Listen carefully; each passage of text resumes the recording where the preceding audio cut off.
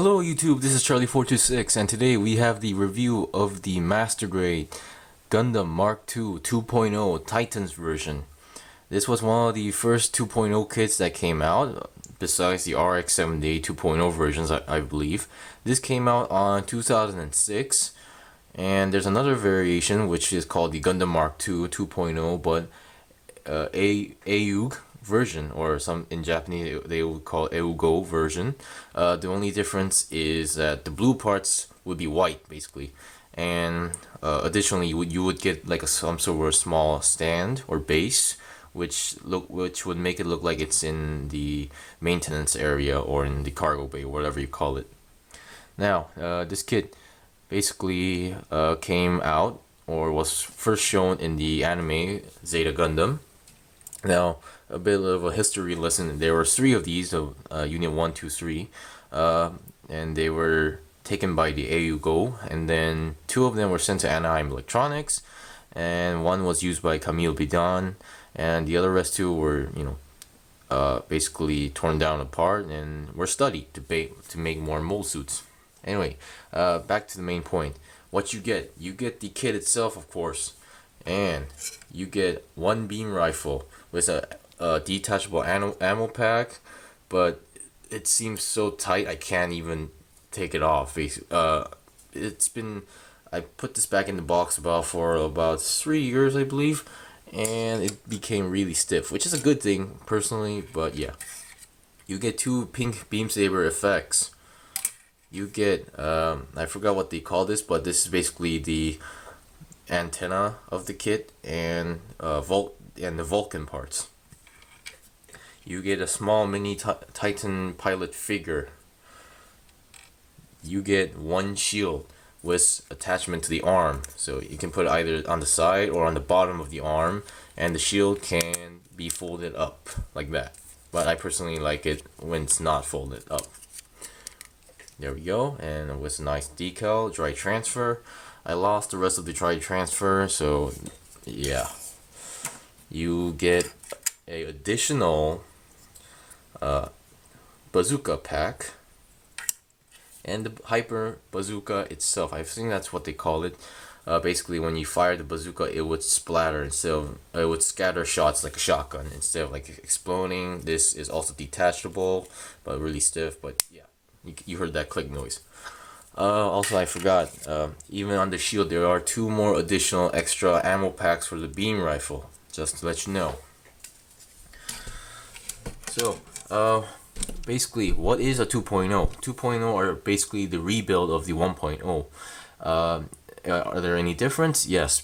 First of all, some would say the color, the quality, and the inner frame. What I mean by inner frame, more advanced inner frame. So, in other words, this can get into more detailed poses as well.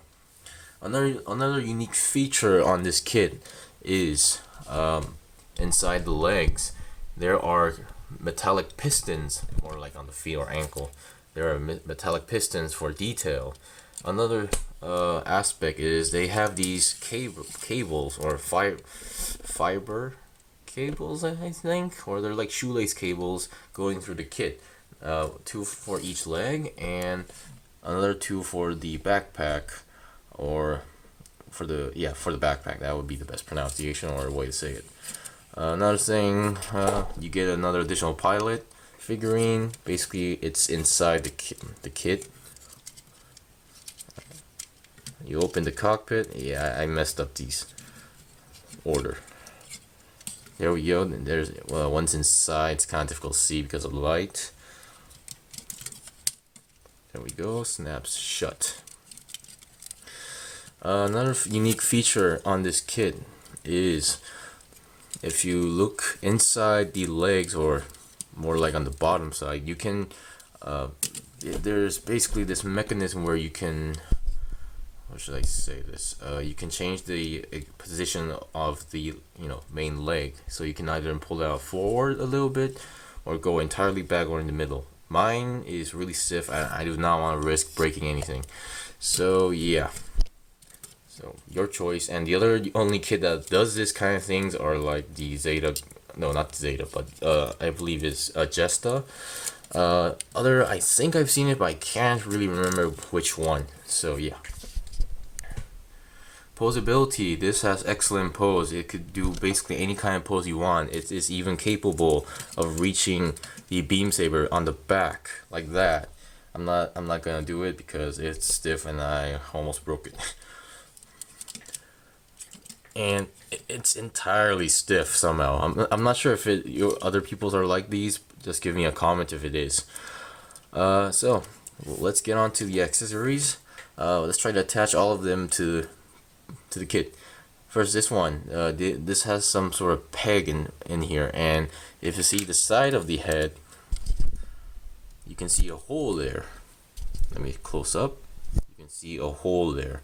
All you need to do is match up the peg and the hole, and they have one for each side, so you need to match up both of them. There we go. Now personally, I don't really like this design because it looks kind of, I don't know, off. It make it unsymmetrical. So yeah.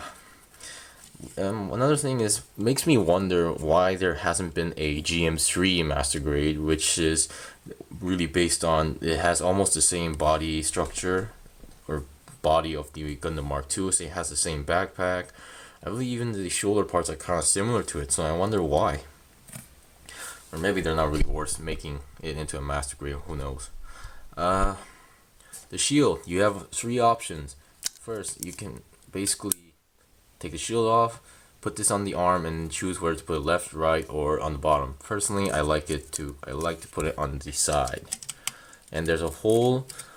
Well, I can show you on this one. There's a hole here, so basically the hole, you plug it into that hole, and you get to choose the pose.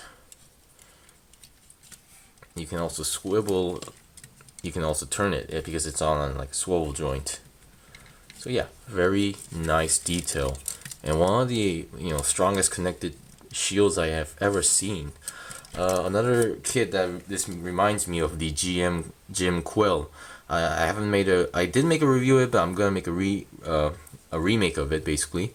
Once I get to that kit, I will actually get some into more detail or more of a history lesson.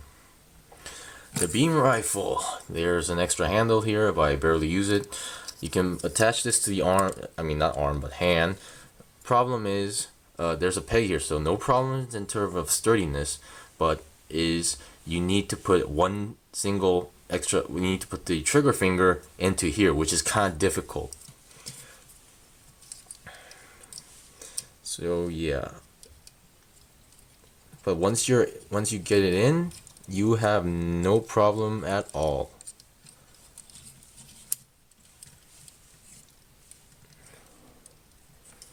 There we go. Attached nicely and strong and firm. And with this, you can basically do any kind of pose you want. Go all out. I wouldn't stop you from it.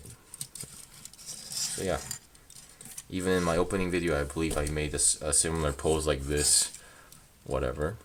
You can also turn down the scope. Well, I usually turn it up. But I usually make it pop out. The additional ammo pack you can attach this to the side skirt armor. Basically, on the side skirt armor, if you look, there is a additional hole there. There we go. And then basically this works as like a hook. You put in the hole and then you push it down. There we go. Oops. Yeah, I'm having issues with the beam rifle. There we go. And then for the bazooka, on the back skirt, there's an opening hatch. What basically I understand is you put the bazooka here, and that's it. It's basically lying there. I'm not sure if there's like a specific position.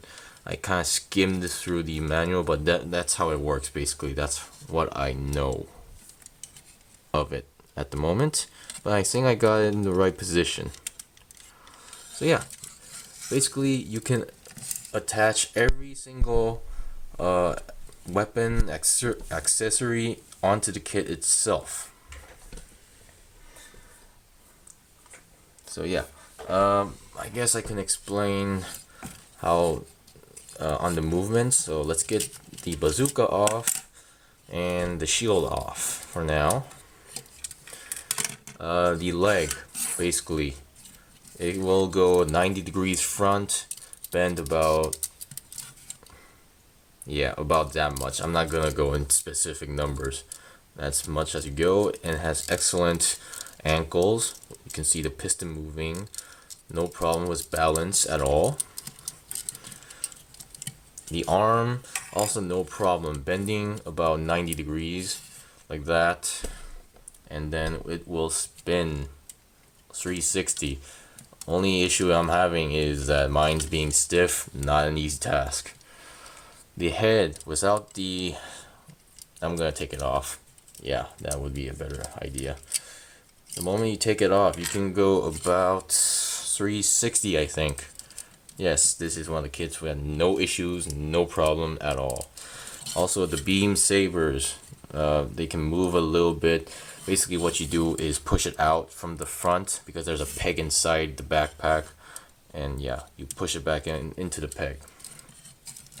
So yeah, that's basically it. There's like a special joint in the hips which you can go left and right, but it's kind of difficult to spin though. So basically, this is all the spin you'll be able to get with the kit. You can force it to go more.